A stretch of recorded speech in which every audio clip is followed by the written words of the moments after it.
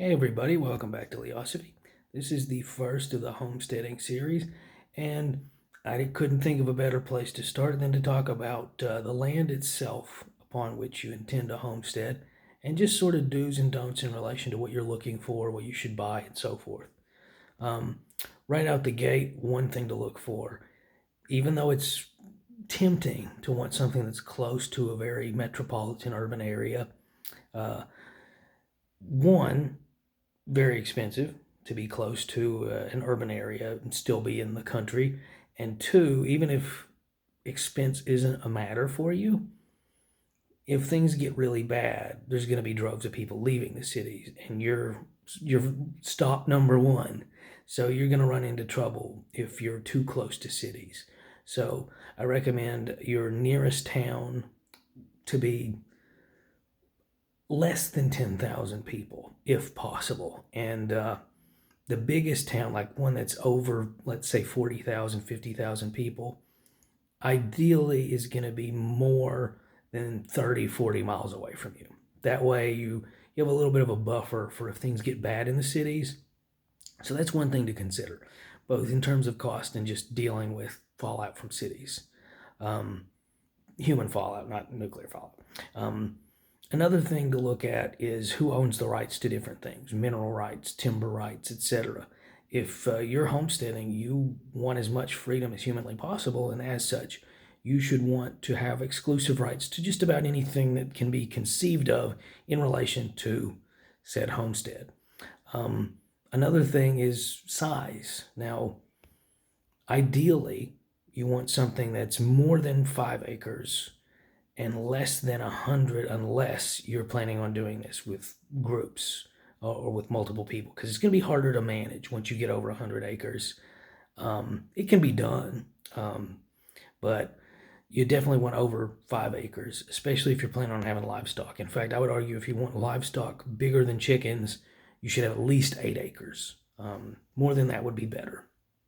So that's something to consider: property rights and overall size. It would be ideal if there's a source of water on that place, but you can make do without that. For example, you could buy a bunch of big cinder block style septic tanks and just have your own water stored in it. It would function, excuse me, it would function very similar to the way a well works, except it would have to be replenished from time to time. So a natural water source would be ideal, a spring, for example. But again, that's not optional for everybody. Another really important thing is having some degree of woodland and some degree of pasture. And it's one of those things where it's a lot of work to clear timber, but I would much rather, if I was looking at homesteads, I would much rather, let's say something's 30 acres. I would much rather have 10 acres timber, 20 acres pasture, or the opposite, than just all pasture. I would even rather have all timber than all pasture, because you can always cut timber, but you can't grow woods very efficiently. I mean, it happens, but you're going to be waiting for years, if not decades, for that to happen. It's a lot easier to cut trees down than to grow them back. So that's something to bear in mind. And what the reason why I encourage trees is, one, you might be able to make use of them. Two, they provide a buffer visually and auditorially between you and any other subsequent area, and as such cut down on that negative human element that I was talking about. And lastly, I think it's just good for people's overall well-being and mental health if they're looking at a more natural lifestyle to just be around trees.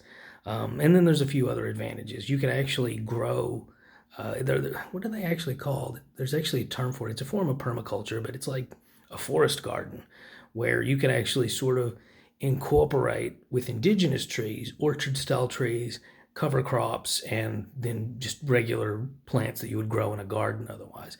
It's something I've tried my hand at, and I'm not particularly fond of it. I've no problem with the idea of incorporating orchard trees in a natural setting, but once you start including like cover crops and stuff, it's really difficult to keep track of everything. That's the biggest issue. It's easy to lose a potato plant in the woods. So those are all things that I think are worth considering. And then in terms of budgeting, you also have to account if there's no house, no buildings, no barns, etc. You have to account for the fact that those will cost money. Clearing timber costs money. Clearing brush costs money. Homesteading requires equipment, which costs money. So it's not just a question of can you afford this parcel of land. It's something you're going to have to be able to scale forward. Very similar to how you would with a business. If you're starting a bakery or something, you don't start off with all the equipment, but you have to start off with the bare minimum to start generating revenue to get the better equipment. So those are all things to consider when you're looking at land. And lastly, the most important thing, visit the land. If you're planning on buying something, it feels like a no-brainer, but I've known people who literally they end up in a very bad position because they see a steal online and they don't even bother visiting it, and then they buy it, and then they go out there and they realize that they've got a place that's far from any sewer lines, far from electricity, far from any roads, which could be advantages, but usually they're not. Just swampy, alkaline soil, just a lot of negative things because they didn't visit it and they didn't inspect it. So that's, again, sounds like a no-brainer, but it's something you need to do. So I think that covers pretty much where I was going with how to gauge and understand the property itself before you really pull the trigger and jump into homesteading. Like, share, subscribe, keep asking questions. Bye.